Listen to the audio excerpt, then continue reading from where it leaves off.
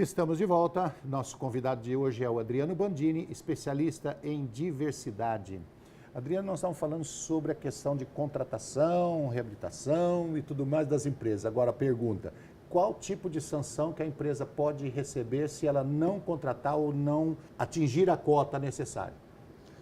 Bom, na partida, ela tem aí uma multa para ser paga que hoje está no valor de R$ 2.400 por pessoa com deficiência não contratada ao dia. 2.400? É. Por pessoa com deficiência não contratada ao dia? Ao dia. E é importante ressaltar isso, porque quando o auditor fiscal faz o acompanhamento, fiscaliza, dá prazo e no fim não dá certo, e ele tem que aplicar essa multa, lembrando que a multa é o último recurso, então o Ministério ele tem bastante paciência de ensinar, orientar, dar chances e, por fim, se não der nada certo, ele aplica essa multa. A multa ela tem que ter um valor simbolicamente relevante para a empresa. Então, uma empresa pequena, esse valor já causa um impacto. Mas empresas com grande poder econômico não sofreriam tanto e aí elas fazem uma conta que é bem cruel. Então, o que é mais caro? A folha de pagamento desse colaborador ou a multa? Se a multa for mais barata, tem empresa que vai optar em pagar a multa, porque dá trabalho incluir, tem que fazer acessibilidade, tem que preparar todo mundo.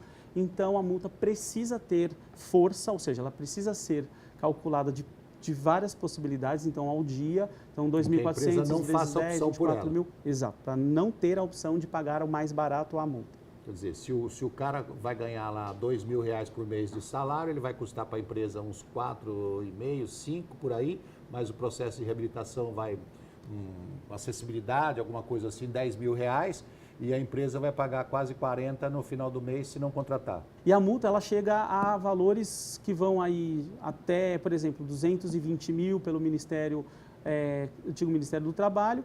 E quando esse processo, o primeiro passo dele, acontece no Ministério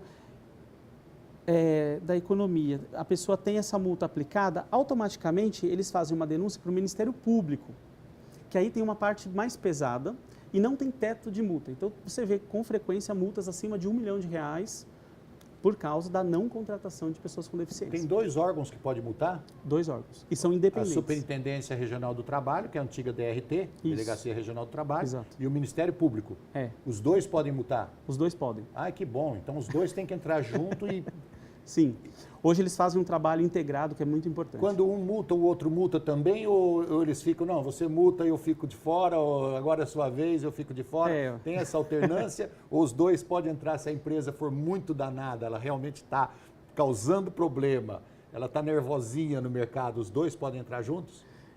Podem, já aconteceu durante algumas décadas aí, as 2 primeiras praticamente, mas atualmente eles fizeram um acordo dizendo assim, primeiro vai lá a Superintendência Regional do Trabalho, faz a avaliação e faz a primeira multa. Quando a primeira multa acontece, a denúncia para o Ministério Público leva o processo de fiscalização para o Ministério Público. E normalmente isso acaba tendo uma negociação e vira um TAC, um termo de ajustamento de conduta, com prazos para que a empresa cumpra a cota. E aí o Ministério, ele acompanha de perto, então quando a superintendência chama essa empresa para fiscalizar, porque ela continua assim, olhando, ela vê que tem um TAC com uma data lá e ela acompanha o mesmo prazo da TAC. Então, foi uma forma que eles se organizaram, mas, por lei, eles podem sim, ao mesmo tempo, fazer isso. E tem dado resultado? Tem dado, talvez a abertura aqui do nosso dia de hoje, com essas contratações grandes de pessoas com deficiência, ainda no período de grande desemprego, seja fruto deste trabalho. O serviço público, nós estávamos falando lá no primeiro bloco, que tem 20% de obrigatoriedade, 5% a 20% de obrigatoriedade. Perfeito. Nos concursos. As empresas privadas é de 2% a 5%. No caso de fiscalização, a lei vale para os 2, ou seja, a empresa privada que não cumpre tem a multa de R$ 2.400 diária por pessoa com deficiência não contratada até atingir os 5%.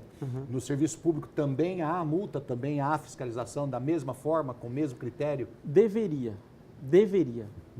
Como é um outro mecanismo, então você tem essa determinação em um outro documento legal, uma pergunta até moral da história é, o próprio governo federal tem a lei, a regra e deve fiscalizar. Ele vai fiscalizar quem? Ele próprio que abre os concursos. Então fica uma coisa um tanto conflitante de pensar que eu posso aplicar uma multa em mim mesmo porque eu não cumpro isso. Deveria ter a multa igual, R$ 2.400 por dia por pessoa com deficiência não contratada? Sim, podemos fazer a mesma aplicação das regras para a área privada e aí o juiz pode determinar, inclusive, formas a mais do que existe hoje. A gente percebe que, embora o número grande de pessoas contratadas que a gente está vendo, da fiscalização tal, tem muitas empresas que não cumprem a lei de cotas, não está cumprindo, foge da fiscalização. Quando há fiscalização, ele protela aquilo o máximo que ele pode, ele vai lá para a última instância, né, da lei, brigando com advogados. Agora, por que essas empresas relutam tanto em contratar pessoas com deficiência? Olha, tenho mais de 20 anos que eu trabalho com esse tema, e aí eu vou dar a minha percepção de chão de fábrica, pisando lá e vendo, né? Muito é por desconhecimento da empresa de como de verdade oferecer acessibilidade. Porque aí vira uma bola de neve assim. Eu publiquei uma vaga, poucos candidatos se inscreveram, os candidatos não tinham a qualificação que eu esperava. E mesmo os que foram aprovados, quando entram, não encontram a acessibilidade para trabalhar, e aí depois de um período eles são mal avaliados, como se a culpa do baixo desempenho profissional fosse da pessoa. E na verdade é pela falta de acessibilidade. Então a empresa lê tudo isso de uma forma bastante simplória e diz assim, não quero contratar, tenta empurrar isso ao máximo, vamos brigar na justiça para ver se reverte. Seria mais ou menos assim, você contrata um técnico de TI na empresa para ele fazer um desenvolvimento danado lá e dar uma máquina de escrever para ele trabalhar. Quase isso. O desenvolvimento dele vai ser pífio. Quase isso. Tá, e a empresa culpa o técnico de TI. Culpa. Fala assim, poxa, como você não soube operar isso? Como é que você não sabe escrever? Você fez faculdade de TI. Então é a Então, mesma é bem coisa, difícil. contrata a pessoa com deficiência, não dá ferramentas adequadas e quer cobrar dele a entrega do produto. Não tem jeito. Outras empresas têm uma visão muito assistencial. Então, eles acabam abrindo só vagas de entrada, vagas muito simples. E a pessoa com deficiência hoje está na faculdade, ela tem curso, ela tem pós-graduação. Não é só mais, como no passado era, a ideia de que a pessoa com deficiência não tem escolaridade. Ela tem sim, na população de uma forma geral, um pouco menos escolaridade do que a média geral, por falta de acessibilidade desde a educação básica até o nível superior, mas sim, tem muita gente no mercado com nível superior que tem total condição de fazer um trabalho lindo, mas que não são acreditadas pela empresa. O pessoal não vê a potencialidade deles, Não. vê a deficiência. Exatamente. O que você acha que a empresa, em geral, precisa fazer para contratar pessoas com deficiência? Primeiro, mudar o RH. Acho que perceber... Mudar a mentalidade do RH. Acho que é perceber que a missão não é do RH, é da empresa inteira. Então, você tem que ter muito claro uma conversa com o dono da empresa ou o presidente da empresa e os diretos desse presidente, os diretores executivos, claramente o que é essa lei, para que ela serve Mas essa partida não tem que ser do RH?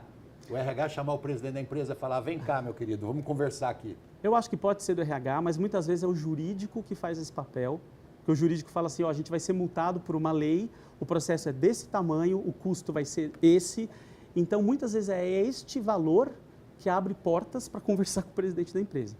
Às vezes a empresa já é mais madura, então o RH consegue tranquilamente propor como valor um trabalho de inclusão.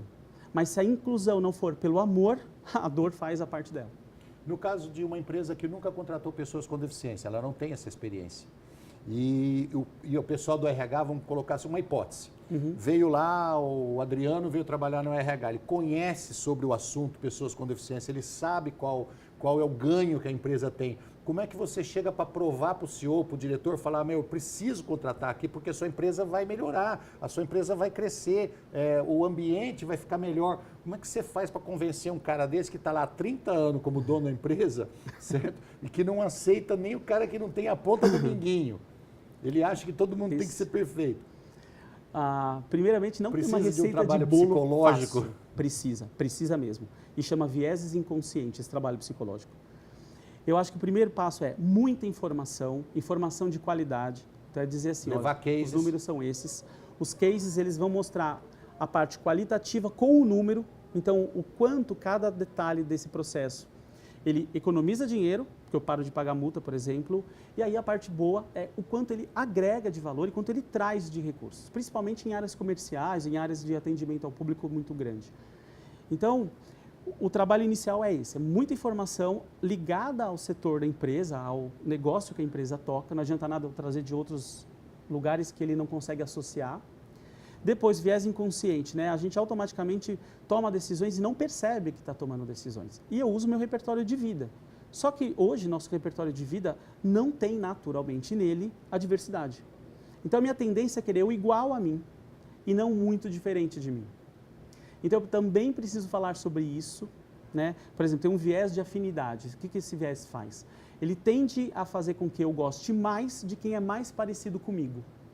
Então, quando a pessoa com deficiência vem para uma pessoa que não tem deficiência, né, uma pessoa sem deficiência, a minha diferença é tão grande que eu não consigo ver valor no outro. E às vezes não é maldade, é simplesmente porque a cabeça dela toma a decisão antes da razão dela entrar em ação.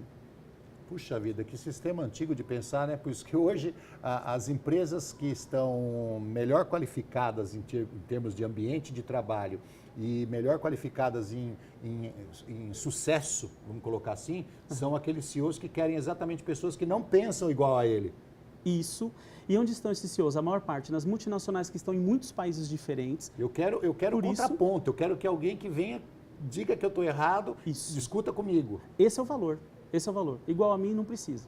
Exato. Mas só crescemos quando eu vejo aonde a minha limitação bateu e a pessoa complementa o caminho à minha frente, então isso impulsiona o negócio à frente. Então a gente poderia dizer que os donos de empresa, os diretores de empresa que estão querendo pessoas que pensem igual a ele, que seja igual a ele, parecidinho com ele, estão atrasados no tempo. Sim, e em médio e longo prazo vão falir os negócios deles se não mudarem. A lei de cotas completa já 30 anos, é isso? Quase. Quase 30? Quase 30. Está ficando velhinha já. 2001. Você acha que 21. precisa haver mudanças ou ela está boa do jeito que está, continua novinha? Eu acho que toda lei ela precisa acompanhar os tempos que estamos, né? Então, como ela tem 30 anos, eu acho que uma questão dela dá muito certo até hoje, que é a força que ela tem, a forma de autuação dela. Então, isso tem que se manter. Mas tem elementos dentro dela que precisam de respostas, porque se essas respostas não surgirem, a gente vai perder força na lei. Um exemplo, empresas de segurança armada. Então, vamos imaginar uma empresa que tem, para o exercício da função, uma legislação que obriga o porte de arma. Aí, quando você lê o porte de arma, lá nas especificidades, a pessoa vai limitar a presença de deficiência no colaborador. Então, esse é um cenário. Quando eu aplico a lei de cotas, ela vai conflitar com a outra legislação e vira um nó. A ideia é ter no mesmo grupo incluída as pessoas com deficiência e não inchar o meu quadro ou contratar a mais do que eu necessito, tornando um processo de gueto, né, de criação de guetos. Isso é péssimo, é pior do que a gente não fazer nada. Então, essa lei hoje de cotas, ela não consegue dar respostas a nó, legalmente falando, que uma situação como essa apresenta. Precisa ter uma equipe olhando para isso e dizer assim, como eu aprimoro a lei de cotas para permitir a capilaridade dela em todos os setores da economia. Obrigado pela sua participação.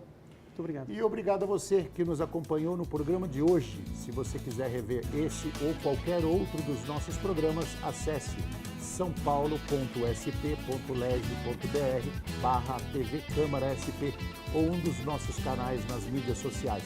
Até a próxima. TV Câmara São Paulo. Assista, fique sabendo.